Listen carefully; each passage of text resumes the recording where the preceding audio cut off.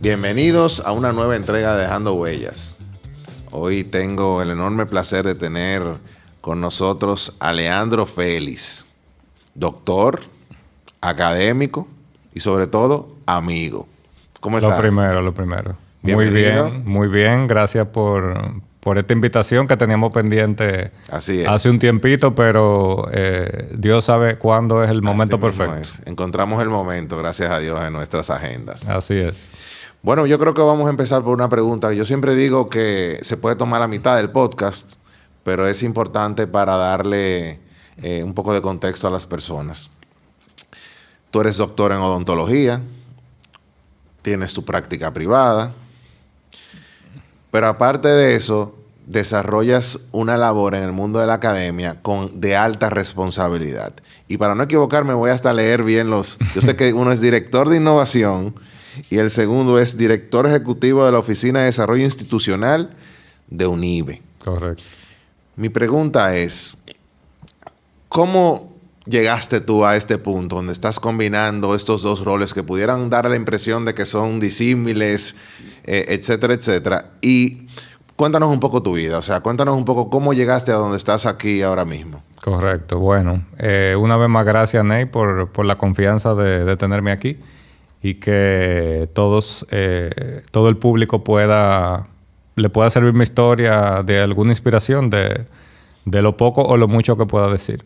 Bueno, yo salgo del colegio, igual que todos, a los 17 años y decido estudiar. Quería estudiar medicina originalmente, pero confieso que me gusta dormir mucho y el sueño no era negociable. Entonces, ahí tenía varios familiares odontólogos y en ese momento mi ortodoncista, Emilio Linares, que todavía anda por ahí, me inspiró para yo estudiar esa carrera que llevaba la parte de vocación, servicio comunitario, ayudar a la gente. Siempre me gustó.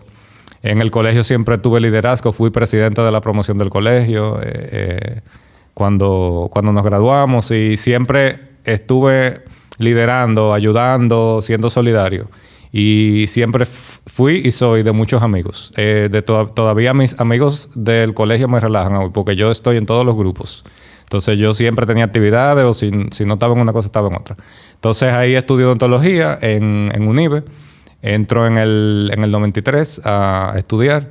Duró 4 años estudiando. Me fue muy bien, gracias a Dios. 4 años intensos. Y luego me decido por una especialidad en rehabilitación oral y cirugía de implantes, que era en el 97, 98, cuando me gradué. Era una especialidad bastante innovadora.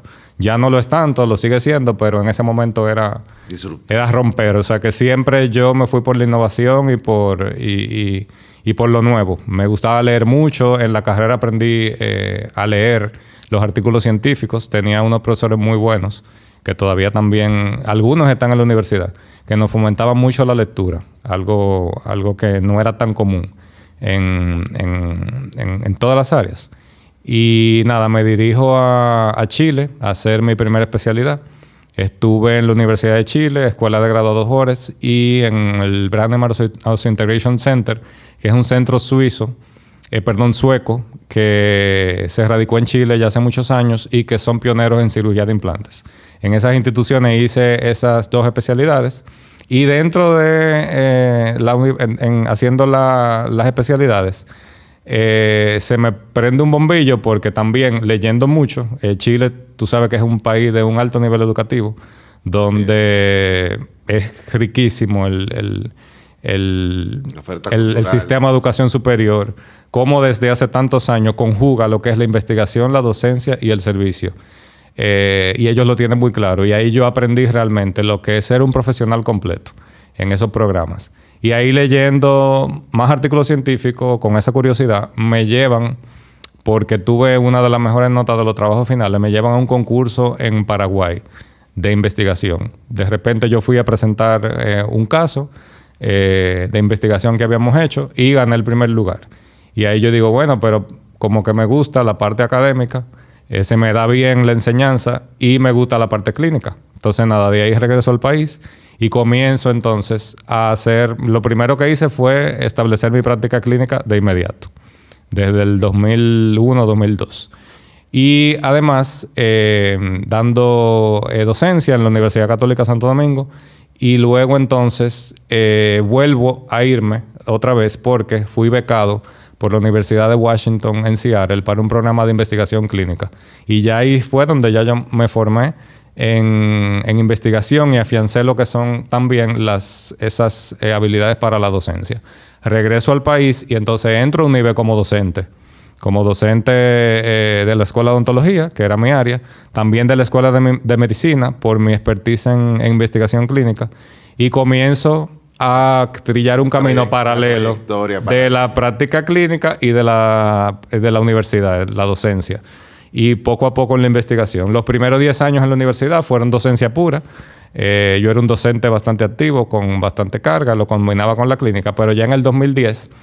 El doctor Castaños Guzmán, nuestro pasado rector, decide abrir formalmente el departamento de investigación de la universidad, donde ya en ese momento habíamos 2 personas que estábamos con la capacidad para llevar ese departamento, y él con otro grupo nos encarga de ese liderazgo y fuimos los primeros investigadores de la universidad.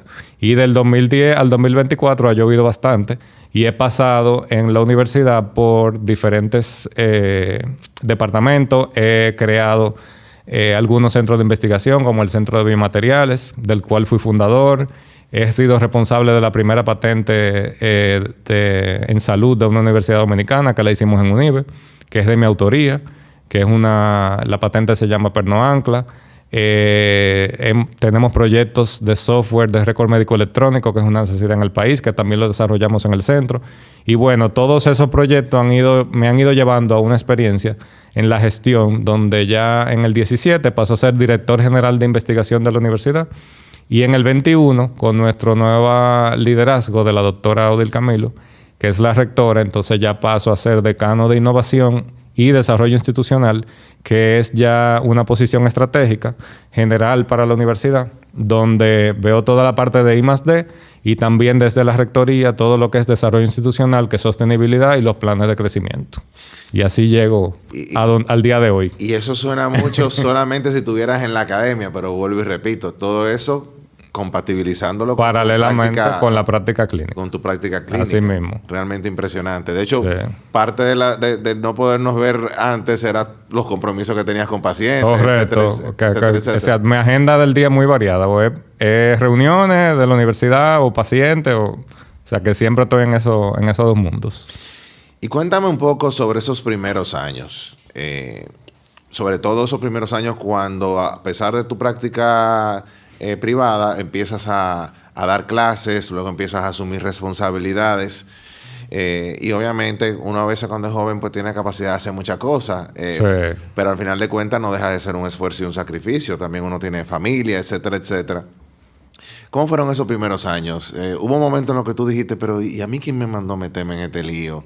O sea, yo estoy tranquilo, ¿por qué yo me meto en más cosas? ¿Y por qué acepto esto? ¿Y por qué acepto aquello? O sea, en algún momento como que tuviste dudas y ¿qué te mantuvo firme en tu proyecto personal? Si tú supieras que ahí, yo te diría que no.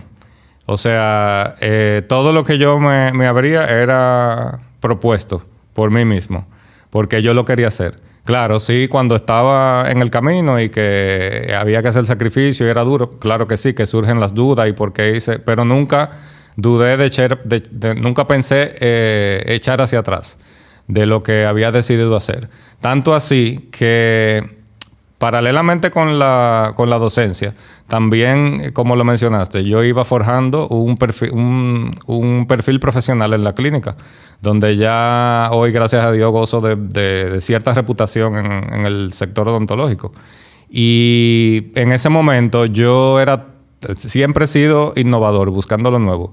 Yo decía, aquí la odontología hay que darle un refresh, porque aquí estamos haciendo lo mismo. Y yo me fui a North Carolina, en Chapel Hill, a hacer un curso de odontología estética.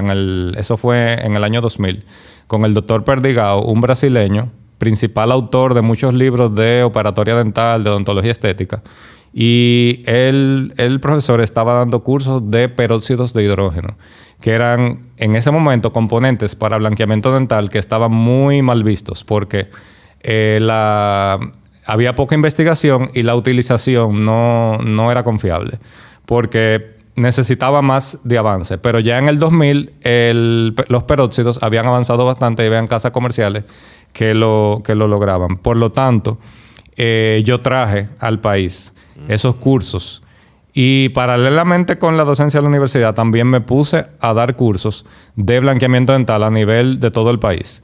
En Santiago, en Moca, en Montecristi, acompañado de las casas comerciales que estaban trayendo los productos aquí. En ese momento yo me pasaba los fines te traigo ese contexto por la pregunta que me hace, porque en ese momento yo trabajaba de lunes a viernes, 7 días a la semana, y los sábados y los domingos me iba o para Montecristi, o para Bonao, o para Salcedo, e incluso mi hoy esposa, que obviamente que todos la conocemos, claro. Que es Claudia Ches.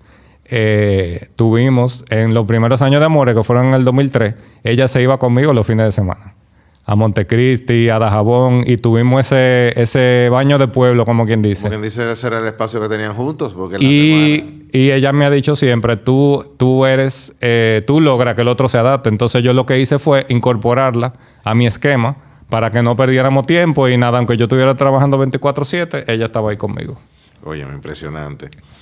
Algo que no mencioné cuando compartí tus múltiples responsabilidades es que aparte de todo eso también lideras los egresados. ¿Cómo sería? La presidencia de la Junta Directiva de Egresados de la Universidad. De egresados de la universidad. Entonces yo me pongo a pensar, volvemos otra vez, práctica privada, rol en la academia dirigiendo equipos, personas, en tu misma práctica también me imagino que lideras personas. Claro.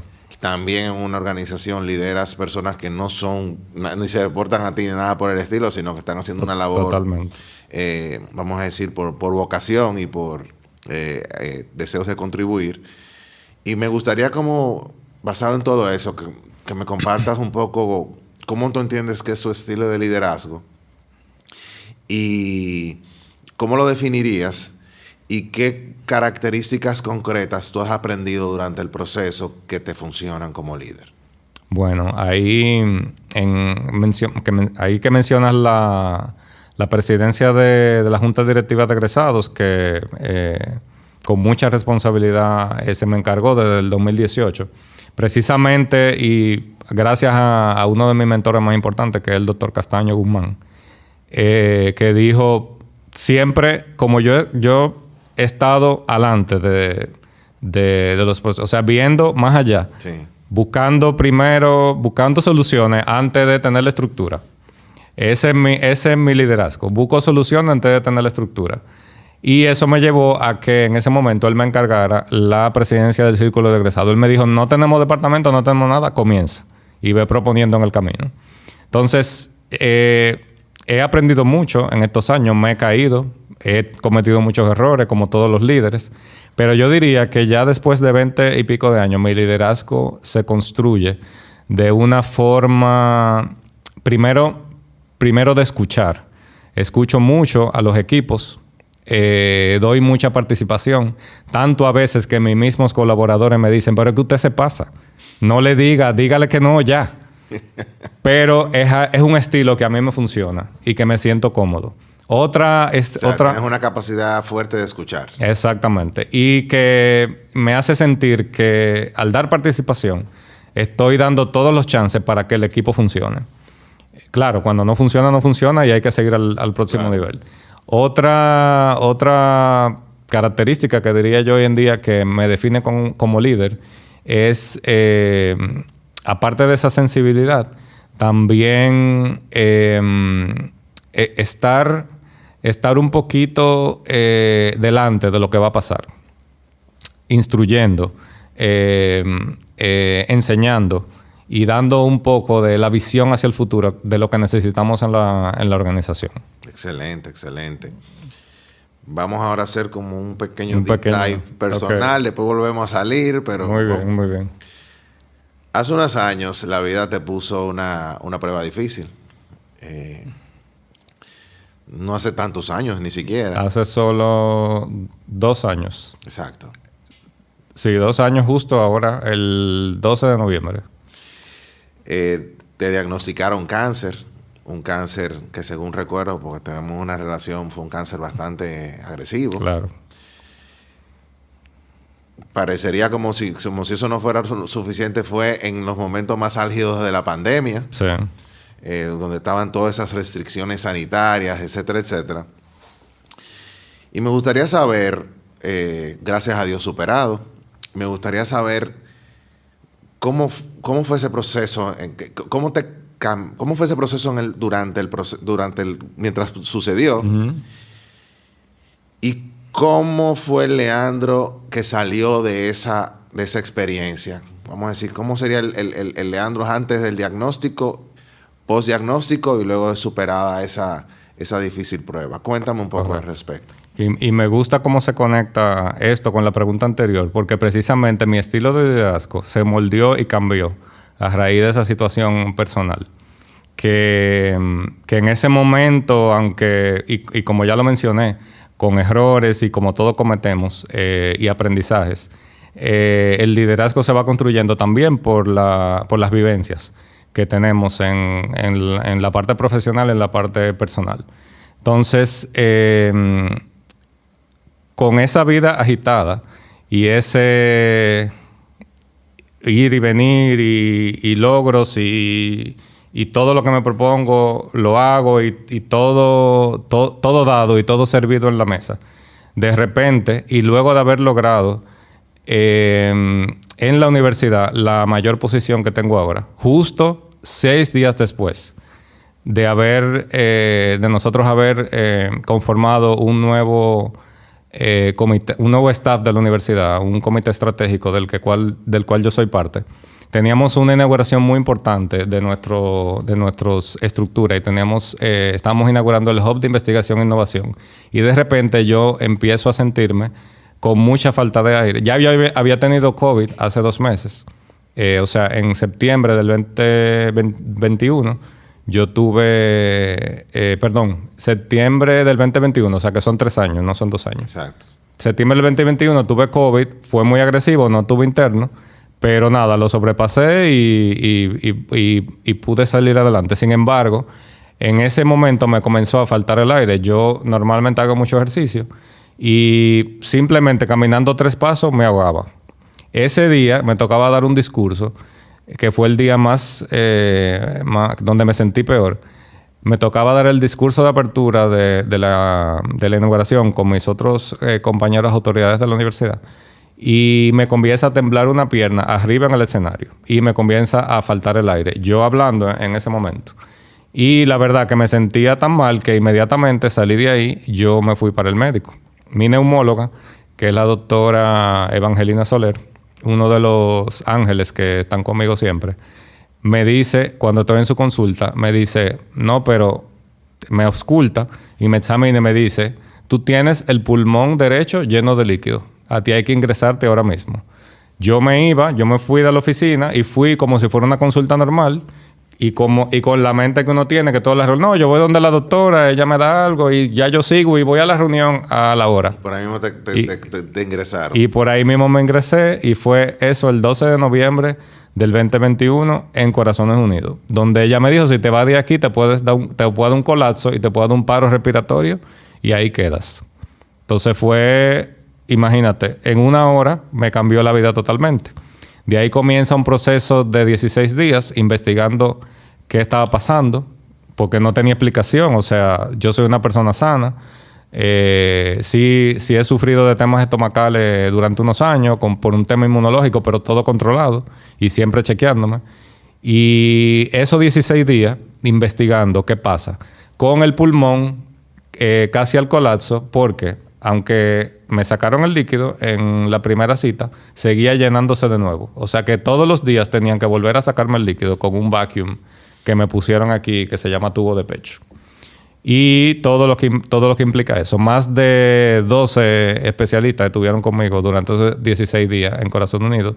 Y uno de ellos, que es el doctor Contreras, cirujano, esposo de nuestra querida Vilma Arbaje, la viceministra de Comercio Exterior del MIC, que también trabajo con ella por la universidad, en un momento me dijo, después de ver toda la analítica y tomografía y no se sabe qué pasa, biopsia y no sale nada, él me dice, tú tienes que irte del país. No porque no tengamos aquí los cerebros médicos que pueden diagnosticarte. Sí lo tenemos y a mí me consta, porque se hizo todo lo posible, pero no tenemos la tecnología para diagnosticar lo que tú tienes. Inmediatamente comenzamos a hacer los aprestos ya era diciembre, había pasado Thanksgiving. Me acuerdo que mi esposa hizo ese año el pavo y ella lo llevó a la clínica. Ya. Y había pasado Thanksgiving, entró diciembre, comenzamos. Imagínate que en Estados Unidos en diciembre es muy difícil conseguir cita. Nuestra primera opción era irnos a Miami por las facilidades que tenemos allá, pero en Miami nos dieron una cita para el 6 de enero y yo con un tubo de pecho puesto que no me lo podía quitar porque el líquido seguía saliendo. ¿Y qué, perdona, qué era el cáncer? ¿Era un cáncer? Ahí voy. Okay. Porque no se sabía todavía, no tenía diagnóstico. Simplemente tengo un líquido linfático en el pulmón que no se sabe el origen, no se sabe lo que tengo. Wow. O sea que llego a diciembre con esa situación y ahí entonces por un relacionado médico que tenemos en Nueva York conseguimos una cita en el Presbyterian para el 19 de diciembre. O sea que yo tuve todo ese tiempo en espera de poder llegar allá. Llegamos a Nueva York un 19 de diciembre, de ahí duramos un año, me estoy adelantando la historia. Pero el 19 de diciembre llego a Nueva York, el día 20 me voy donde el neumólogo, que fue el primero que me vio, el doctor David, que nos lo recomendaron bastante bien y ya tenía el caso adelantado. Tuvieron que hacerme otras analíticas y repetirme, por ejemplo, los PET scan, porque en ese momento el PET scan aquí estaba muy limitado en cuanto a interpretación. Él decidió repetirlo para poder tener un diagnóstico. Por igual él me dijo, no te puedo decir exactamente lo que tienes, pero en la primera cita él me dijo, si yo presumo lo que tú tienes, yo creo que tú tienes un linfoma de células B, pero no te lo puedo diagnosticar, no te lo puedo decir hasta que yo no tenga una biopsia, una patología que me lo confirme. Pero si es eso, y oye lo que él me dijo ese primer día, tú eres un hombre joven, fuerte, y lo vas a superar. Y así mismo, aunque me dijo, el tratamiento es muy fuerte, mucha gente no lo sobrepasa, no por el linfoma, sino por la quimioterapia, que es muy agresiva. Tú duraste un año fuera. Casi un año duramos allá. Y ahí, ya para terminarte y llegar al diagnóstico, el 1 de enero, y para colmo, 2021, 2022, diciembre, enero, que estaba Nueva York totalmente cerrado porque había un brote de COVID, no sé si te recuerdas, que era el Omicron, creo que era que se llamaba. Sí. Aparte de eso, yo en el Presbyterian de la Segunda Avenida, en una habitación solo, porque no dejaban entrar a nadie. A mi esposa la dejaban entrar 1 hora al día para verme y saludarme y volver a salir. Todo yo me comunicaba con ella por teléfono. Y eso pasó varias semanas así, ¿no? Tuvimos hasta final de enero. Mi mamá, que se fue con nosotros, mi hermana, todos estaban afuera. Sí, estaban contigo. Estaban, exacto, y que estaban afuera, que no podían entrar. Mi hija, pero que estaban allá, estaban conmigo, no podían, se fueron conmigo a Nueva York, pero no podían verme. Impresionante. Se tenían que quedar en la casa. Impresionante. Y yo estaba solo. Entonces te menciono eso porque el 2 de enero, yo recibí el diagnóstico solo en el hospital a las 6 de la mañana. Me recuerdo que entró un médico, uno de los oncólogos, que en ese momento era un japonés que me tocaba. Y así frío como son los japoneses, me dice, ya yo tengo tu diagnóstico, tú tienes un linfoma de células B. Y te vamos a dar tratamiento de quimioterapia. Y la quimioterapia es la más fuerte, que es la R-CHOP. R-CHOP son 4 medicamentos que son súper fuertes y que es lo que se usa para linfoma, porque los linfomas lo que producen es líquido linfático en todo el cuerpo. Y hay que actuar rápido. Si ese líquido se va a otros órganos, entonces puede crear otro problema y puede crear hasta metástasis. De hecho, ya yo tenía el abdomen con líquido también. Wow. Y ahí, en esa mañana, a las 6:30 de la mañana, me acuerdo, recibo el diagnóstico yo solo. Solo. Yo solo. Y Así. Y te chocó, ¿no? Me imagino. Claro, bueno. Ya tú sabías que venía alguna noticia. Ya yo estaba preparado. La biopsia dio mucho trabajo. Tuvieron que hacerme varias cirugías para extraer ganglios. La última fue aquí en la clavícula, donde ya se diagnosticó. Pero lo más duro para mí, porque yo siempre, y el preámbulo que hice al principio, yo siempre estoy pensando en el otro, era... Aquellas personas que no estaban contigo ahí. ¿Cómo yo se lo iba a decir a ellos? Sí. Y ya gracias a Dios superado. Uh-huh. Y era parte de la pregunta. ¿Cómo eras tú antes y cómo eres ahora? ¿Qué ha cambiado en tu filosofía de vida, en tu enfoque hacia la vida, a partir de esa experiencia, vuelvo y repito, gracias a Dios superada? Mira, ahí, para llegar a cómo he cambiado, ahí yo me entregué totalmente. Yo siempre he sido creyente. De hecho, mi esposo y yo nos conocimos en la iglesia, en la Santísima Trinidad, en comunidad de pareja, donde tenemos también muchos amigos. Pero nosotros somos humanos y somos pecadores. Y estamos en el día a día. Entonces, uno se aleja, uno vuelve.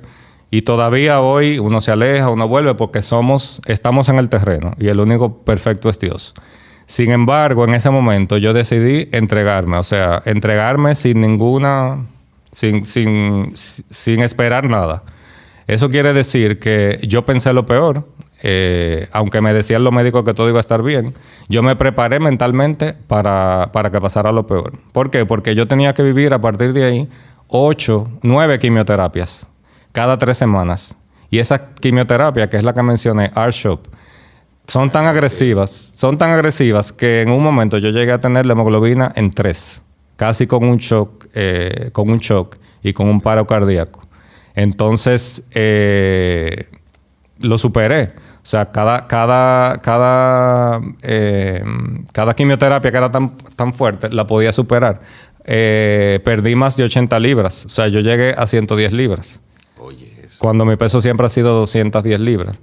Y ese proceso completo, ese casi un año que estuvimos allá, me cambió tanto. Sobre todo me afianzó la fe porque me pasó algo muy, muy bonito. Dentro de todo lo que yo estaba viviendo. Y es que ya en la segunda quimioterapia, donde yo estaba lo peor posible que puede estar una persona, que es... a mi mamá no le gusta que yo le diga, pero me sentía miserable. Ya. De cuando tú... Ya yo entiendo por qué la gente pierde... la palabra era miserable. Era como que... cuando la gente le llega el pensamiento, pero ¿para qué yo estoy vivo? ¿Qué yo estoy haciendo? O sea, pero siempre tenía esa fe ahí atrás que me levantaba. Y una noche, esos fueron los primeros 2 meses, que fueron los más oscuros. El frío en Nueva York en ese año fue fuertísimo. O sea, todo era como gris. Sin embargo, el 27 de febrero, después de la segunda quimioterapia, que yo quedé bastante mal, una noche que no podía dormir, porque yo pasé muchas noches sin dormir por los medicamentos que no me permitían soñar. No me acuerdo si fue despierto, si fue un sueño, pero yo veo una cara grisácea, una cara de un hombre, medio como entre humo, que me dice... Así textualmente, lo mismo que me dijo el doctor que me recibió el 20 de diciembre, el doctor Davis. Y me dice, con la cara del doctor Davis, primero me dice, tú eres un hombre sano, tú vas a estar bien y te declaro sano de todo linfoma de células B. Wow. ¿Y así fue? Y así fue. Y esa noche yo no dormí por la alegría. Claro. O sea, inmediatamente tú te sentiste sano. Y ahí que yo hice, yo a las 4 de la mañana, 4:30, levanté a todo el mundo. Estábamos todos en la misma casa. Estaba mi hermana, mi mamá, mi hija. Los levanté y los puse en la sala porque yo estaba muy mal. Y yo le dije, las senté a todas son mujeres. Y le dije, ¿ustedes saben qué? Yo estoy sano. Amén. Y una persona con la fe renovada, pero a mí me llama muchísimo la atención, tú superas esto Ya para mí, tú tenías como el récord Guinness de la resiliencia Sí. y veo que al poco tiempo te gradúas de un PhD. Claro, claro. Que todo el que sabe lo que es un PhD, o sea, es altamente demandante, pero vuelvo y repito, combinado con tus responsabilidades y esa situación adversa que tuviste en tu vida, que gracias a Dios superaste. Y a mí lo único que se me ocurre preguntarte es, ¿cómo tú manejas tu tiempo que te da para hacer tantas cosas? O sea, comparte con nosotros algunos tips, algunos trucos de cómo puedes sacar tiempo para tantos temas demandantes. Mira, ahí importante recalcar que lo que me dejó ese aprendizaje, el mensaje que Dios me dio, que lo entendí bastante claro, es step down, step back. Tú no eres indispensable, todo va a estar bien, tú estás primero. Claro, hay que seguir haciéndolo todo bien y seguir haciendo lo que a uno le gusta. Pero no lo tengas en prioridad. Tu prioridad eres tú. Ese fue mi principal aprendizaje. Y ese fue el cambio que yo di como persona. Ese es el antes y después de ese linfoma. Y ese Leandro diferente, que ahora pienso primero en mí. Aunque claro, a veces uno se le salen las emisoras, como dice mi esposa. Un canal. Pero uno vuelve y recapitula. Y también, qué bueno que trajimos esa colación, mi liderazgo ahora también se ha transformado más, porque tomando en cuenta esas vivencias y siendo solidario y siendo empático, puedo llegar a tener equipos tanto en la clínica como en la universidad que me responden muy fácilmente. O sea, confirmé que ser empático, que ser solidario, que ser sensible, ese estilo de liderazgo genera adherencia. La gente se adhiere a ti. O sea, no es lo mismo que, por ejemplo, un colaborador que está incómodo contigo porque tú no le das participación, tú le pides algo y no te lo va a hacer bien. Sin embargo, hay gente que da la milla extra porque simplemente si tú tratas de ser buen líder y tratas de incluir, ser sensible, entender sus situaciones, también cuando no pueden hacer algo, buscar ayuda, ayudarlos a superarse, ese liderazgo se devuelve hacia atrás. O sea, que entonces, vamos a decir que tu secreto, tu superpoder es la capacidad de rodearte de gente buena que ejecuta y te permite delegar proyectos y lograr los objetivos. Exactamente. Y que, lo más importante, que soy abierto a que me digan lo que sea. O sea, yo le digo, por favor, díganme de frente en lo que tengo que mejorar para poder ser mejor líder de equipo día a día. Y creo que eso, y para llegar al punto de la pregunta, es lo que me permite cumplir tantos roles. Okay. Porque puedo delegar muy fácilmente. Y se me da bastante bien delegar, lo podría decir. Ah, excelente, excelente. La verdad que luego también tras bastidores te voy a pedir un par de tips, porque siempre en temas de delegación siempre me gusta conocer experiencias. En cuanto al PhD que me dijiste, fue una de las situaciones también bastante fuertes que tuve. Que poner en hold, porque yo comencé cumpliendo los 40 años, es un programa de 7 años en Estados Unidos, en Florida. Comencé ya un poquito viejito a estudiar. Todo lo hacía de noche. O sea, yo me levantaba todos los días a las 5 de la mañana a hacer las asignaciones que tenía y demás. Pero en el 21, cuando me enfermo, ya yo estaba en el trabajo final. Yo tuve que parar un año. Y para mí eso era... Yo soy muy cuadrado con la parte académica. Siempre con mis programas. Yo tengo que terminar a tiempo y yo tengo que sacar la mejor nota. Y tengo que... Si son 2 cuatrimestres, yo voy a durar 1 y medio. O sea, todo lo mío es antes. Eso también me dijo, tú sabes que eso no importa. Si tu salud no está bien, eso se va a la basura. Entonces usted se va a parar un año, usted se va a olvidar de eso, usted lo va a terminar cuando yo quiera. Y así fue. Cuando yo regresé, que estaba sano, pude retomar y en el 23 pude hacer la graduación. Impresionante, impresionante. Y ya escuchando todo lo que hemos hasta ahora conversado, me gustaría que hagas una introspección y me compartas cuáles son esas cualidades, competencias, habilidades, destrezas, fortalezas, una larga lista, sí, que tú entiendes que te han permitido no solamente lograr lo que has logrado, sino superar esas pruebas que has tenido. ¿Cuál es una característica inherente de tu persona o varias que te ha permitido seguir adelante en cada reto que se te ha presentado? Bueno, personal. Yo creo que ahí la personalidad influye mucho, como la base de tu personalidad. Por ejemplo, mi esposa dice que a mí nadie me mata.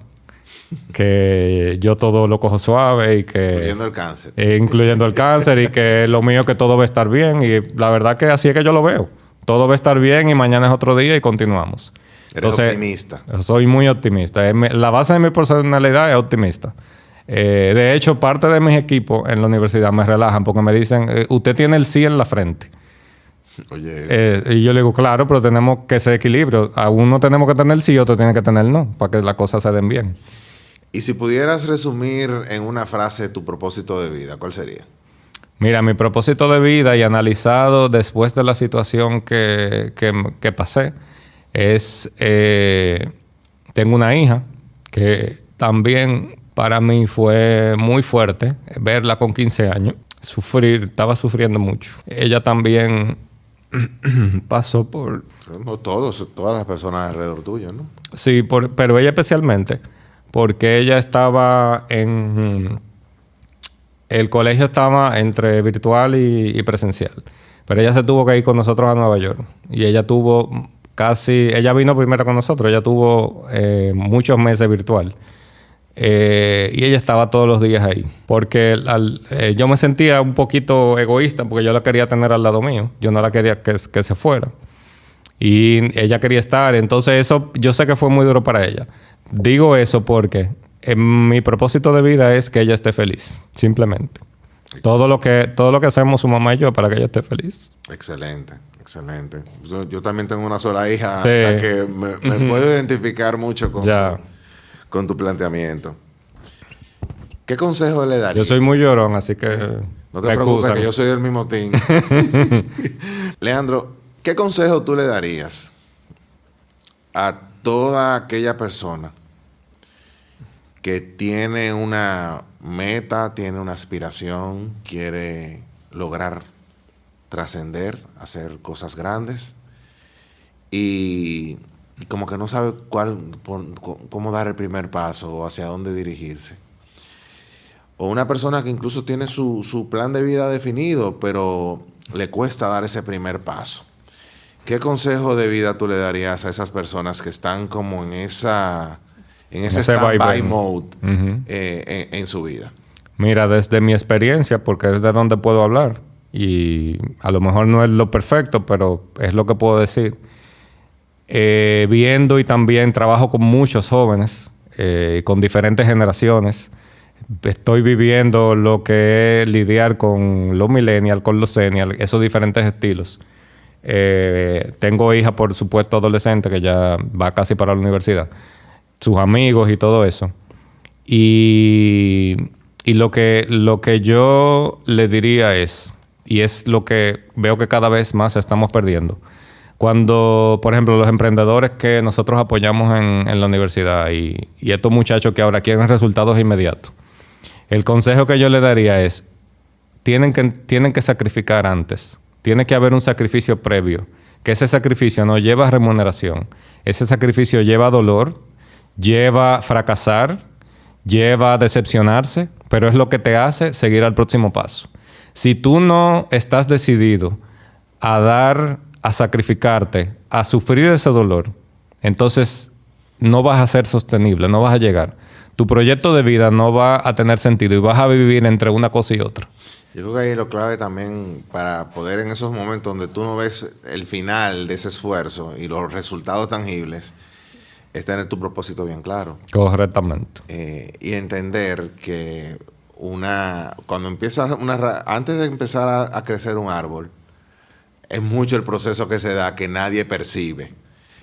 Yo creo que correcto. No sé si estamos alineados en esa totalmente. De que uno tiene que tener bien claro lo que quiere hacer, cómo lo quiere hacer, no necesariamente tener claro el resultado final y ser resiliente. Totalmente. Yo creo que lo que tú has mencionado de una forma u otra es la resiliencia. Totalmente. Prepárate, fájate, como decimos los dominicanos. no vas a ver resultados como las personas de éxito. Yo siempre he dicho que son las personas que tienen la capacidad de aplazar la gratificación.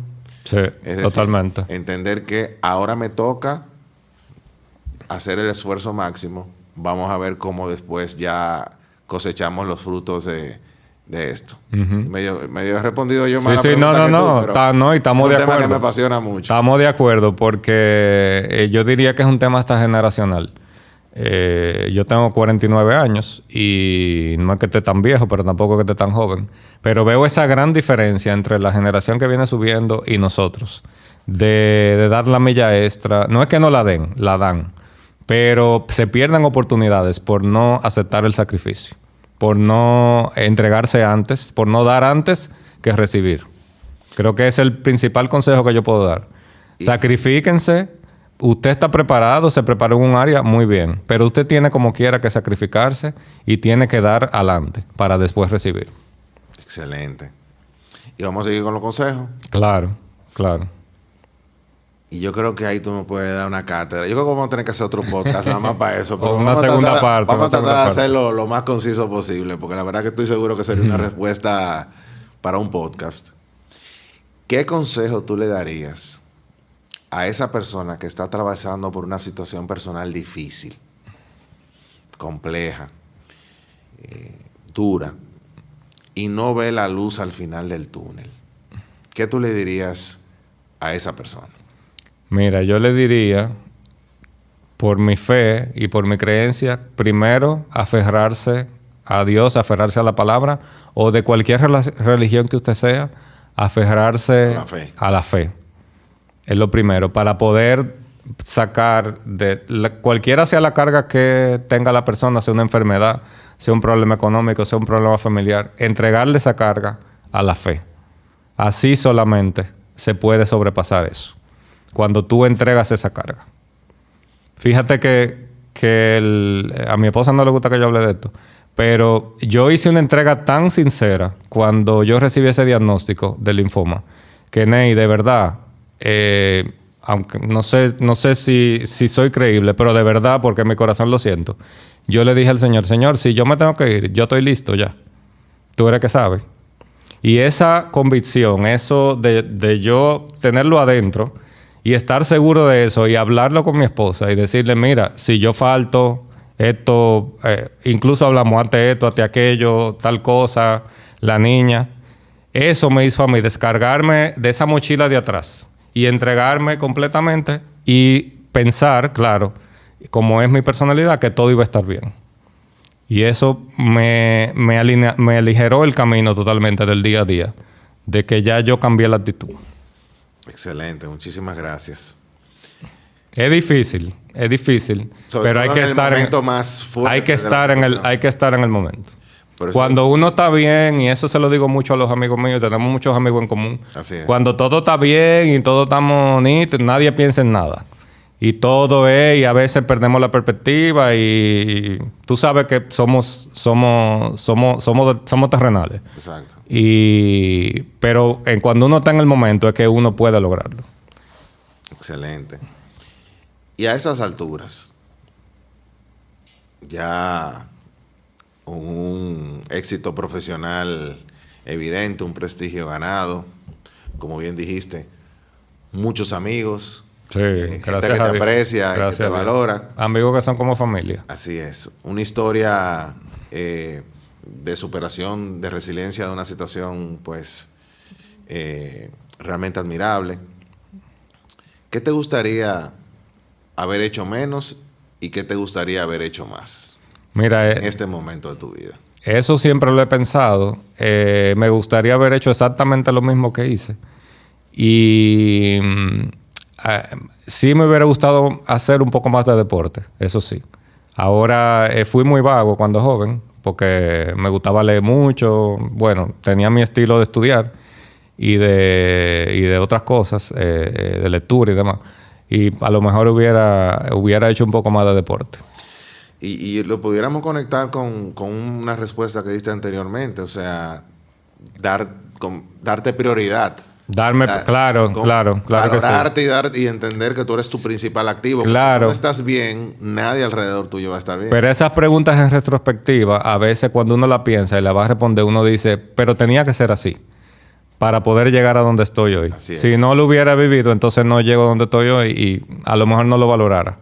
Que también sería cogería ese pedacito de consejo o de vivencia y lo llevaría a la respuesta a la pregunta anterior, donde decirle a las personas que probablemente esta situación por la que está pasando, cuando tú la mires en perspectiva, va a ser una situación que te hizo madurar, que te hizo cambiar, correcto, que te hizo superar, te hizo fortalecerte, etcétera, etcétera. Correcto. O sea, también tener ese optimismo de que estamos pasando por una situación difícil, pero al final de cuentas, cuando miremos para atrás, lo haremos desde una posición más fuerte. Totalmente. Y después, como yo digo que mi lema, todo pasa y todo vuelve a la normalidad. Y no hay, como dicen, no hay más noche. No me acuerdo bien la frase que dice, el momento más oscuro de la noche es cuando va a amanecer. Exacto. Y después amanece. Exacto. Y ya. Fíjate que algo que no dije, importante, y eso me sensibiliza mucho también. Parte de la pandemia, que todos nos vimos afectados. Algo que nos pasó a nosotros en la pandemia fue que mi papá, que estaba en cama, murió durante la pandemia, específicamente cuando los aeropuertos estaban cerrados. Y mi papá estaba ingresado en Miami y yo estaba aquí. Y yo no pude ver a mi papá cuando murió. Pude viajar 12 días después. Y eso para mí fue terrible. Y fue antes de darme el COVID. Entonces... Que fue relativamente poco tiempo antes. Fue una cosa detrás de la otra. Y mi papá para mí era un pilar. Entonces también me hizo mucha falta en la enfermedad. Y hablaba yo mucho con él desde la cama. Desde la cama. Uh-huh. Leandro, vámonos a tu cumpleaños. Antes yo decía, empezaban con 75, después vámonos con tu cumpleaños 85. Y estás rodeado de tu familia. Que Dios te oiga, que Dios te amigo, salud. Bueno, está encaminado para eso. Y más que está haciendo ejercicio. Amén. Y tienes las personas rodeadas, tienes personas alrededor tuyo que te quieren, que te aprecian. Y se hace una ronda de mensajes donde cada uno va a decir algo de ti. ¿Qué te gustaría, en resumen, escuchar en ese momento? Wow, esa pregunta es fuerte porque puede ser pretenciosa y poco humilde, pero voy a tratar de... Yo diría que lo resumiría en 2 palabras. Lo que más me hace feliz a mí, que es servir al otro, ser solidario y hacer reír. Si me dicen esas 3 cosas, a los 85 años ya yo estoy pago. Excelente, excelente. Leandro, pudiéramos seguir 1 hora por más. Por mucho tiempo. Hay muchos temas. Yo creo que dentro del podcast han habido 4 o 5 preguntas que pudieran haber sido por sí solas un podcast. Sí, totalmente. O sea que hay mucha tela por donde cortar. Así mismo. O sea que te agradezco también que hayas podido resumir tantas vivencias en tan poco tiempo. A mí solo me resta darte las gracias. Qué bueno que pudimos encontrar este espacio, incluyendo hoy que, como todos sabemos, el tráfico no ayuda. O sea que darte las gracias. Cuando terminemos te quiero regalar mi libro, que yo creo que va muy alineado el tema muy bien. Con todo lo que tú has hecho a lo largo de tu vida, que estaré el 25 en la actividad que me enviaste. Excelente. Mira, excelente. Uh-huh. Gracias por confirmarme desde ahora. Claro. Y decirte básicamente la dedicatoria es: eres un ejemplo de resiliencia y una inspiración para todos. O sea que, gracias, Leandro. Bueno, gracias a ti. Como conversábamos previamente en días pasados, la idea no es que soy perfecto, cometo mis errores, estamos en el terreno, pero la fe ayuda bastante. Ayuda a seguir adelante, a levantarse cada día. Y si hoy el público tuyo ha podido, de mi historia, recibir algo, ojalá que sea la parte de la resiliencia, que creo que eso sí lo he adoptado bastante bien. y que yo pueda haber servido de motivación para esos jóvenes que vienen subiendo y que tienen tantos planes de que sí se puede lograr la cosa, pero hay que sacrificarse. Sin sacrificio no vamos para ningún lado.